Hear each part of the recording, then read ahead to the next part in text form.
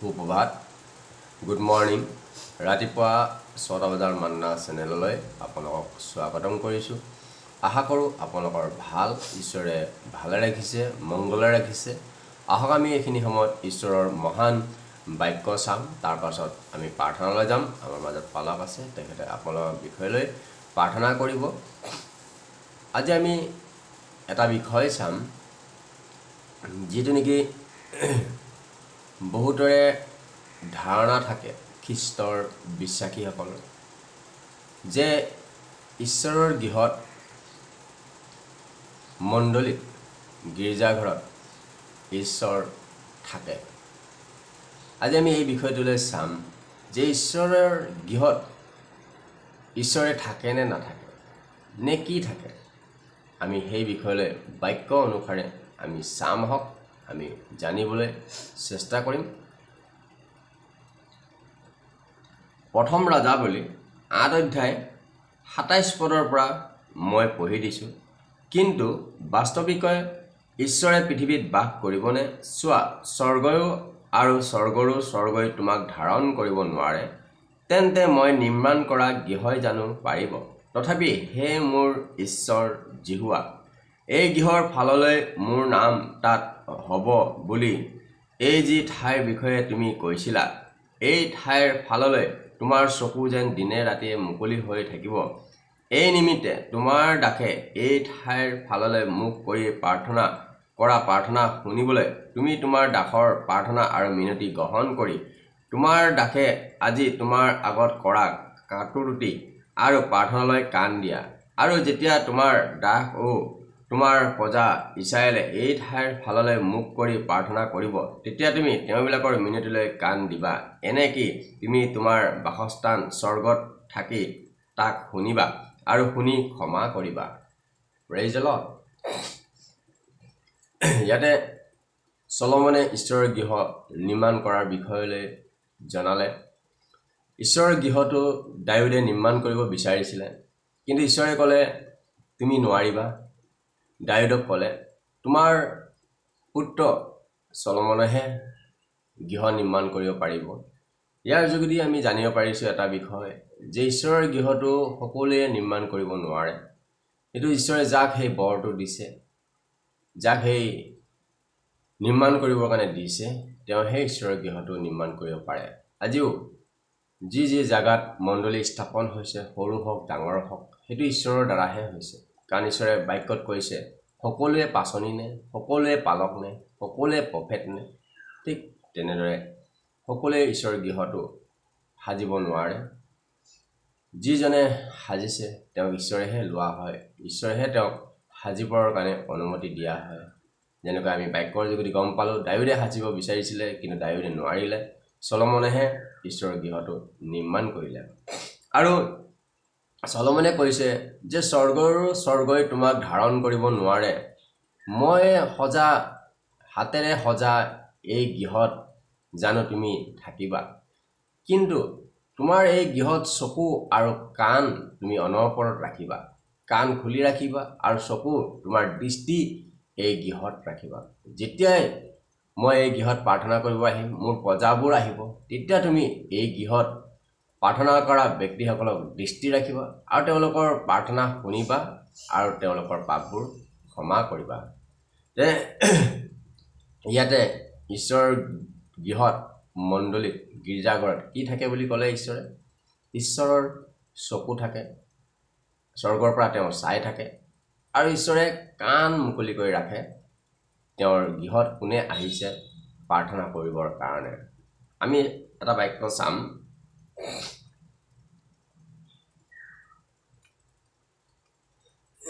পাচনি কৰ্ম 17 অধ্যায় 24 পদ। জগত আৰু তাত থকা সকলো বস্তুৰ সৃষ্টিকৰ্তা যি ঈশ্বৰ, তেওঁ স্বৰ্গ আৰু পৃথিৱীৰ প্ৰভু হোৱাত হাতেৰে সজা মন্দিৰত নিবাস নকৰে। ইয়াতে স্পষ্টকৈ কৈছে যে তেওঁ স্বৰ্গ আৰু পৃথিৱীৰ প্ৰভু হোৱাত হাতেৰে সজা গৃহত, তেওঁ নিৰ্মাণ কৰা গৃহত তেওঁ নাথাকে। তেওঁ চলমনৰ যোগেদি জনাই থৈছে যে যিটো গীৰ্জাঘৰ মণ্ডলীত ঈশ্বৰৰ চকু আৰু ঈশ্বৰৰ কাণ তাতে থাকে কিন্তু আজি আমাৰ খ্ৰীষ্টৰ বিশ্বাসীৰ বহুতৰ ধাৰণা কি ঈশ্বৰৰ গৃহটো ঈশ্বৰ থাকে আৰু তেওঁলোকে ঈশ্বৰৰ গৃহটোত বহুত পবিত্ৰ হয় ঈশ্বৰৰ গৃহটো পবিত্ৰ আৰু ঈশ্বৰৰ গৃহত যোৱাৰ সময়ত তেওঁলোকে সকলোৱে নহয় 70% খ্ৰীষ্টৰ বিশ্বাসী আছে তেওঁলোকে বাহিৰতে নিজৰ সাধা সিগাৰেট নিচাজাতীয় দ্ৰব্যবোৰ থৈ যায় কাৰণ কিয় সেই ঈশ্বৰৰ গৃহটোত ঈশ্বৰ থাকে আৰু তেওঁলোকে গীৰ্জা খতম হোৱাৰ পিছত প্ৰাৰ্থনা শেষ হোৱাৰ পিছত আকৌ সেই দ্ৰব্যবোৰ লৈ পেলাই তেওঁলোকে হৱন কৰে ইয়াতে শাস্ত্ৰত কি বুলি কৈছে আমি চাম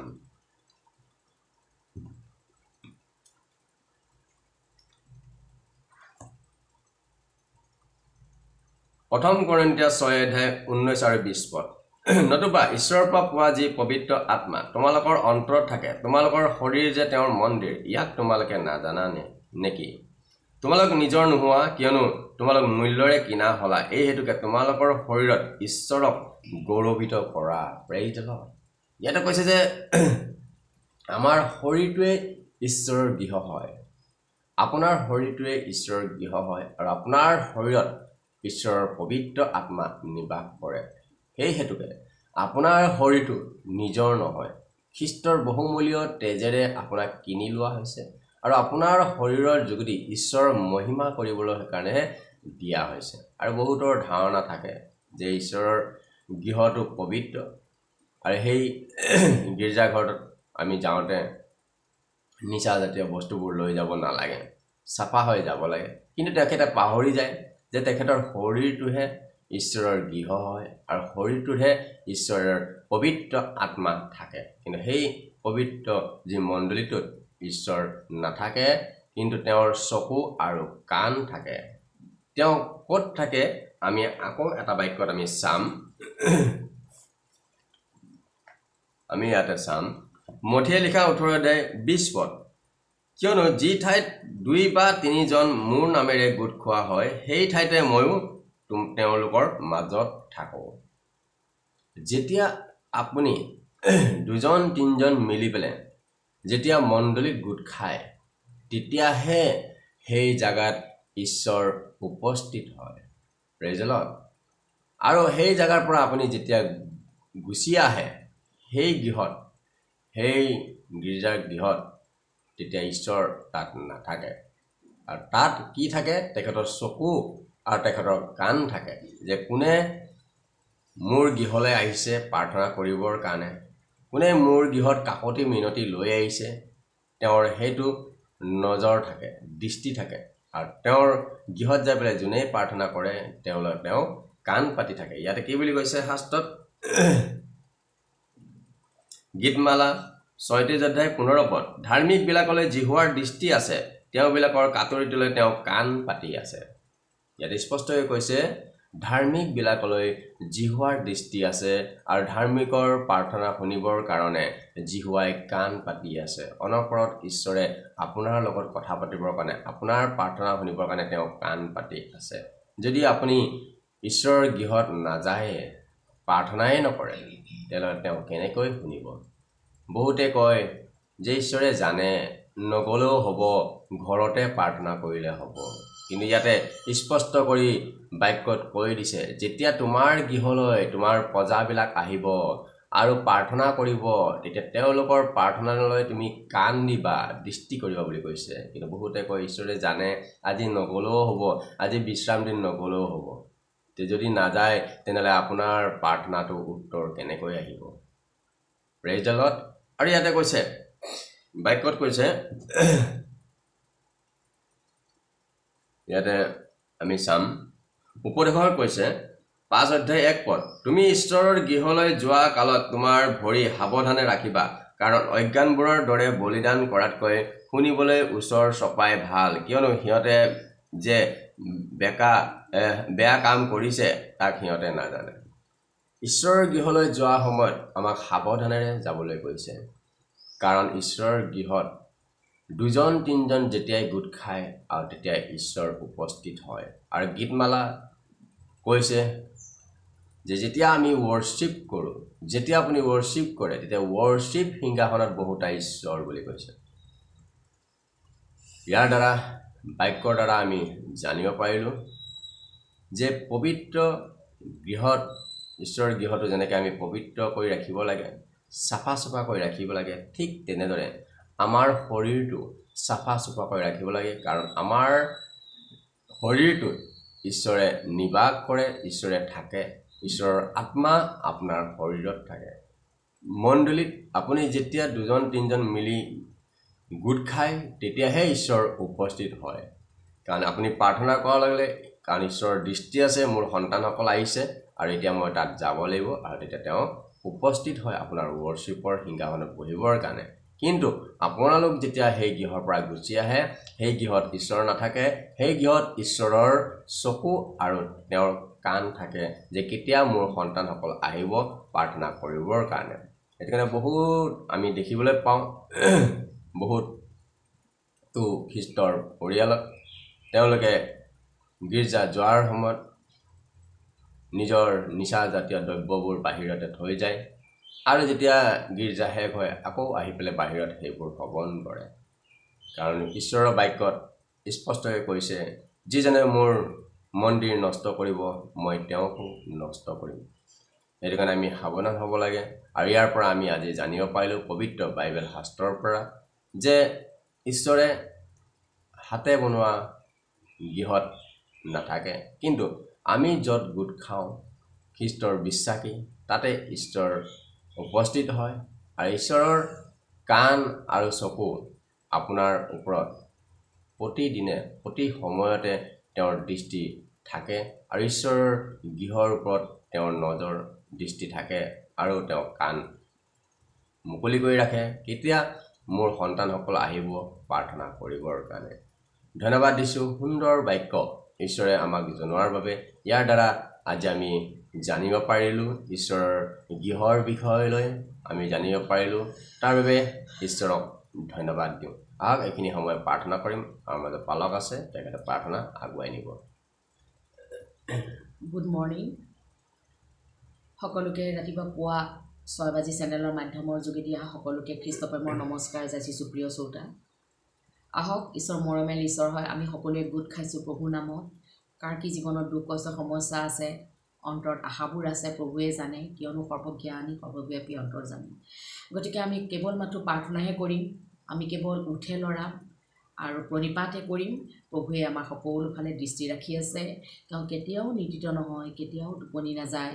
প্ৰভু বিশ্বাস কৰাবিলাকক প্ৰভুৱে সদায় আশীৰ্বাদ কৰে তেওঁলোকে কৰা কাটুকটি নিবেদনলৈ জিহুৱাই কাণ পাতি শুনি থাকে বুলি বচনত কোৱা হৈছে গতিকে আমি যেতিয়া প্ৰভু বিশ্বাস কৰিছোঁ তেনেহ'লে আমাৰ কাটুকটি স্বৰৰ ওপৰত প্ৰভু সদায় কাণ পাতি শুনি তেতিয়া ঠিক সময়ত তেওঁলোকে উত্তৰ দিয়ে গতিকে আহক আমি সকলোৱে প্ৰাৰ্থনাত কৰিম যাতে প্ৰভুৱে প্ৰত্যেকজনক আশীৰ্বাদ কৰক এই চেনেলৰ মাধ্যমেদি আহক আমি সকলোৱে প্ৰণিপাত কৰিম ধন্যবাদ পিতা ঈশ্বৰ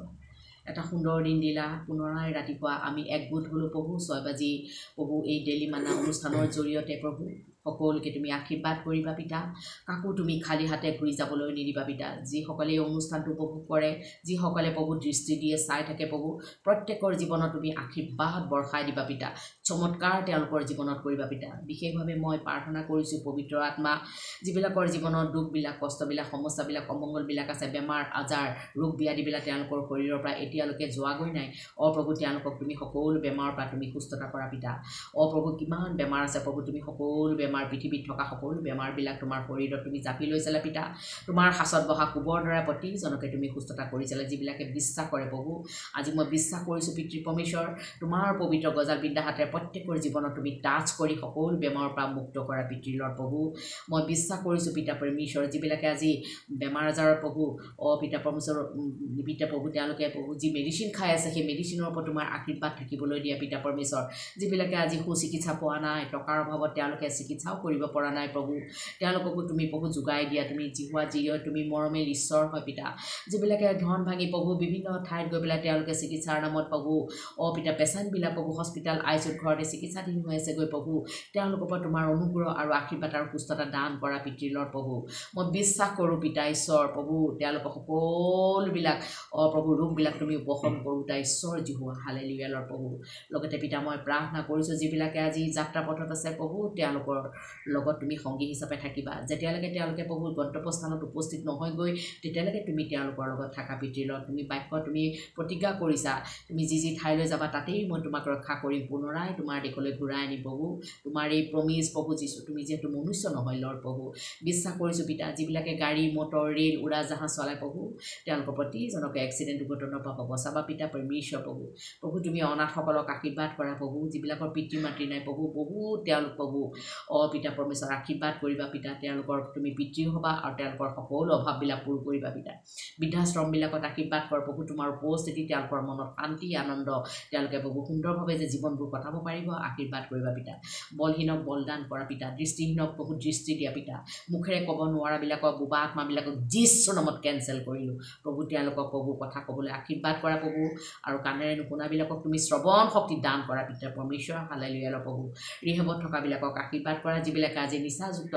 প্ৰভু দ্ৰব্যবিলাক সেৱন কৰি আছে প্ৰভু নিচাযুক্ত সেৱন কৰা দ্ৰব্যবিলাকৰ আত্মাবিলাকক যীশুৰ নামত মই কেঞ্চেল কৰিলোঁ চেতান তই নষ্ট কৰি থকা আত্মাবিলাকক যীশু খ্ৰীষ্টৰ নামত খেদিছোঁ ওলাই যায় এই মুহূৰ্তত যীশুৰ নামেৰে মই দবিয়াইছোঁ চেতান লৰ প্ৰভু তেওঁলোকৰ সেই বেয়া অভ্যাসবিলাক তুমি তেওঁলোকৰ জীৱনৰ পৰা দূৰ কৰা পিতা ঈশ্বৰ লগতে যিমান ফাইনেন্সিয়েল প্ৰব্লেম আছে যিবিলাকৰ অভাৱ অনাটন আছে পিতা তুমি তোমাৰ বাক্যত কৈছা মোৰ ঈশ্বৰ তোমাৰ সকলো অভাৱ প্ৰতাপেৰে নিজ ধন অনুসাৰে খ্ৰীষ্ট যীশুত পূৰ্ণ কৰিব প্ৰভু তোমাৰ দ্বাৰাই যেন প্ৰভু প্ৰত্যেকে যেন প্ৰভু ফিলাপ দূৰ হয় পিতা অভাৱবিলাক দূৰ হয় পিতা ফাইনেন্সিয়েল দূৰ হয় ধাৰ ঋণৰ পৰা যেন মুক্ত হয় প্ৰভু তুমি আশীৰ্বাদ কৰা পিতৃলৰ প্ৰভু লগতে মই প্ৰাৰ্থনা কৰিছোঁ যিবিলাকৰ জীৱনত আজি ল'ৰা ছোৱালীবিলাকৰ যি শয়তানে আজি কাম কৰি আছে অকুচি আত্মা ডেমনিক পাৱাৰবিলাক আছে in the mighty name of Jesus যীশু খ্ৰীষ্টৰ নামত ডেমনিক পাৱাৰবিলাকক মই খেদি আছোঁ শয়তান দূৰ হৈ যা নষ্ট কৰি থকা আত্মাবিলাক কষ্ট দি থকা আত্মাবিলাকে এৰি দিবলৈ নিদিয়া আত্মাবিলাক ওলাই যা গেট আউট যীশুৰ নামত সকলো ল'ৰা ছোৱালী সকলো মেম্বাৰ পৰা ওলাই যা লৰ্ড আপোনাৰ তেজাদি বান্ধিছোঁ পিতা পৰমেশ্বৰ হালেলুয়া প্ৰভু এই শক্তিবিলাকক তুমি ভৰিৰে মৰ্দন কৰি দিয়া পিতা পৰমেশ্বৰ হালেলুয়া প্ৰভু ধন্যবাদ দিছোঁ পিতা পৰমেশ্বৰ হালেলুয়া প্ৰভু যিবিলাকে আজি সন্তান দিব পৰা নাই প্ৰভু তেওঁলোকে প্ৰভু বাজি বুলি জগতে হাঁহিছে সমাজে হাঁহিছে পৰিয়ালে হাঁহিছে প্ৰভু তুমি তেওঁলোকক সন্তান দিয়া পিতা কিয়নো গৰ্ভফল পুৰস্কাৰ তোমাৰ পৰা হয় সন্তানৰ আধিপত্য তোমাৰ পৰা হয় বুলি তুমি বাক্যত কোৱা অনুসাৰে পিতা প্ৰভু যিমানবিলাক স্বামী স্ত্ৰী আছে প্ৰভু এৰা এৰি হ'বলৈ গৈ আছে প্ৰভু তুমি এৰা এৰি হ'বলৈ নিদিবা পিতা তেওঁলোকৰ মাজত বুজাবুজি মৰম প্ৰেম আনন্দ দিয়া পিতা পৰমেশ্বৰ যিবিলাকে বিবাহ পাশত আবদ্ধ হ'বলৈ গৈ আছে প্ৰভু ছ'চিয়েল মেৰেজ আৰু কোৰ্ট মেৰেজৰ যোগেদি সকলো ৰাস্তাবোৰ খুলি দিয়া পিতা দাম্পত্য জীৱনত আশীৰ্বাদ কৰিবা পিতা লৰ প্ৰভু লগতে পিতা যিবিলাক খেতিয়কবিলাকে খেতিপথাৰত কাম কৰি আছে প্ৰভু তেওঁলোকৰ প্ৰভু শ্ৰমৰ মূল্য দিয়া পিতা পৰমেশ্বৰ তেওঁলোকৰ প্ৰভু খেতিপথাৰত তুমি আশীৰ্বাদ কৰিবা পিতা শ্ৰমৰ ওপৰত আশীৰ্বাদ কৰিবা পিতা পশুফলৰ ওপৰত আশীৰ্বাদ কৰিবা পিতা ভূমিফলৰ ওপৰত আশীৰ্বাদ কৰিবা পিতা পৰমেশ্বৰ হালেলুয়া প্ৰভু লগতে যিমানবিলাক আজি ইণ্টাৰভিউ দিছে পিতা চাকৰি জীৱনত আশীৰ্বাদ কৰা পিতা পৰমেশ্বৰ তুমি কৈছা কাম নকৰিলে আহাৰো গ্ৰহণ নকৰিবা প্ৰভু তেওঁলোকে কি কৰি খাব প্ৰভু যি অলৰেডি ইণ্টাৰভিউ হৈ গ'ল প্ৰভু তাতে যেন প্ৰত্যেকে যেন প্ৰভু চাকৰি পাব তুমি দয়া অনুগ্ৰহ কৃপা দৃষ্টি কৰা পিতা লৰ প্ৰভু লগতে যিমানবিলাকে সৰু সুৰা ব্যৱসায় কৰি আছে প্ৰভু এই সৰু সুৰা ব্যৱসায়ৰ ওপৰত তোমাৰ আশীৰ্বাদ থাকিবলৈ দিয়া পিতা কাৰণ তেওঁলোকে ঘৰখন চলাব লাগে প্ৰভু কি কৰি খাব লৰ প্ৰভু তাতেই তুমি আশীৰ্বাদ কৰিবা পিতা লৰ প্ৰভু যিমানবিলাক আজি প্ৰশাসন বিভাগ পৰিবহণ বিভাগ আছে মেডিকেল ডিপাৰ্টমেণ্টবিলাক আছে প্ৰভু যিমান চৰকাৰী বেচৰকাৰী চাকৰি প্ৰত্যেকৰ ওপৰত তোমাৰ আশীৰ্বাদ অনুগ্ৰহ থাকিবলৈ দিয়া চাকৰি সূত্ৰে যিবিলাক আজি ঘৰ দুৱাৰ আত্মীয় স্বজন এৰি দূৰ দূৰ দেশত গৈ পেলাই প্ৰভু তেওঁলোকে নিজৰ পেটৰ কাৰণে পৰিয়ালৰ নিমিত্তে তেওঁলোকে চাকৰি কৰি আছে তেওঁলোকৰ ওপৰত তুমি প্ৰটেকশ্যনত ৰাখিবা পিতা লৰ প্ৰভু যিবিলাকৰ প্ৰমোশ্যন নাই তুমি প্ৰমোশ্যন দিয়া যিবিলাকৰ আজি পিতা পৰমেশ্বৰ যিবিলাক পেঞ্চনাৰ যিবিলাক এতিয়ালৈকে পেঞ্চন পোৱা নাই সকলো বাটবোৰ তুমি মুকলি কৰা পিতা ঈশ্বৰ হালেলুয়া লৰ ধন্যবাদ দিছোঁ পিতা যিবিলাকে আজি গৃহ নিৰ্মাণ কৰিবলৈ গৈ আছে প্ৰভু তেওঁলোকৰ গৃহ নিৰ্মাণত তুমি আশীৰ্বাদ কৰা কাৰণ প্ৰভু হয় পিতা প্ৰভু যিছোঁ পিতা তেওঁলোকে ঘৰ নিৰ্মাণ কৰিলে যদি প্ৰভু তুমি নবনোৱা তেনেহ'লে সকলো মিছা বুলি কৈছা পিতা পৰমেশ্বৰ তেওঁলোকক তুমি আশীৰ্বাদ কৰা তেওঁলোকৰ হাতে কৰা কাৰ্যত আশীৰ্বাদ কৰিবা পিতা ঈশ্বৰ লগতে যিমান ল'ৰা ছোৱালীবিলাকে শিক্ষা কৰি আছে প্ৰভু তেওঁলোকক শিক্ষাদানত আশীৰ্বাদ কৰিবা স্মৃতি শক্তি তুমি বৃদ্ধি কৰিবা পিতা পৰমেশ্বৰ উত্তম শিক্ষা দান কৰিবা যেনে তেওঁলোকে দেশৰ নাগৰিক হ'ব পাৰে পিতৃ মাতৃ বাধ্যতা হ'ব পাৰে পিতৃলৰ প্ৰভু মই ধন্যবাদ দিওঁ দেশত প্ৰভু যিছোঁ ৰজাসকলক আশীৰ্বাদ কৰা যিবিলাকৰ হাতত তুমি প্ৰভু এই দেশৰ শাসনভাৰ তুমি গতাই দিলা প্ৰভু তেওঁলোকক ন্যায়িক মন দিয়া পিতা আৰু লং লাইফ গুড হেল্থ দিয়া দেশত যেন প্ৰভু শান্তি বিৰাজ কৰে পিতা সকলো ধৰ্মাৱলম্বী সকলো ভাষা ভাষীবিলাকৰ মাজত যেন প্ৰভু সদায় যেন মৰম দয়া প্ৰেম একতাৰ দোলেৰে বান্ধ খাই থাকে পিতৃলৰ প্ৰভু অসমৰ মুখ্যমন্ত্ৰীকে আদি কৰি MLA MPবিলাকৰ ওপৰত তোমাৰ আশীৰ্বাদ অনুগ্ৰহ তুমি ৰাখা পিতৃলৰ প্ৰভু ধন্যবাদ দিছোঁ পিতা পৰমেশ্বৰ যিবিলাকে মৃত্যুৰ লগত যুঁজি আছে মৃত্যুৰ দুৱাৰ দলিবিলাক উদ্ধাৰ কৰা যিবিলাকৰ পৰিয়াল মাক দেউতা নিজৰ ল'ৰা ছোৱালী হেৰাই গ'ল শান্তি সান্তনা দিয়া পিতা নং পোষকবিলাকক আশীৰ্বাদ কৰা পিতৃ পৰমেশ্বৰ মানসিক বিকাৰগ্ৰস্ত লোকসকলক তুমি আশীৰ্বাদ কৰিবা পিতালৰ প্ৰভু মই তোমাক ধন্যবাদ দিওঁ পিতা প্ৰেমীশ্বৰ প্ৰভু কিনো খুজিম প্ৰভু এই সকলোবোৰ যাচনা মই তোমাৰ চৰণত ৰাখিছোঁ পিতা ধন্যবাদেৰে উদ্ধাৰকৰ্তা পিতৃ প্ৰভু যীশুৰ নামত মই অৰ্পণ কৰিছোঁ amen praise the Lord praise the Lord praise the Lord ধন্যবাদ দিছোঁ সুন্দৰ সময়খিনি আপোনাৰ বহুমূল্য সময়খিনি ঈশ্বৰৰ মান্নাত দিয়াৰ বাবে ঈশ্বৰে আপোনাক আশীৰ্বাদ কৰক আপোনাৰ পৰিয়ালক আশীৰ্বাদ কৰক আপোনাৰ ল'ৰা ছোৱালীক আশীৰ্বাদ কৰক আজিলৈ আমি এৰিছোঁ অহাকালি আকৌ পুনৰাই ৰাতিপুৱা 6টা বজাত আমি লগ হ'ম আজিলৈ নমস্কাৰ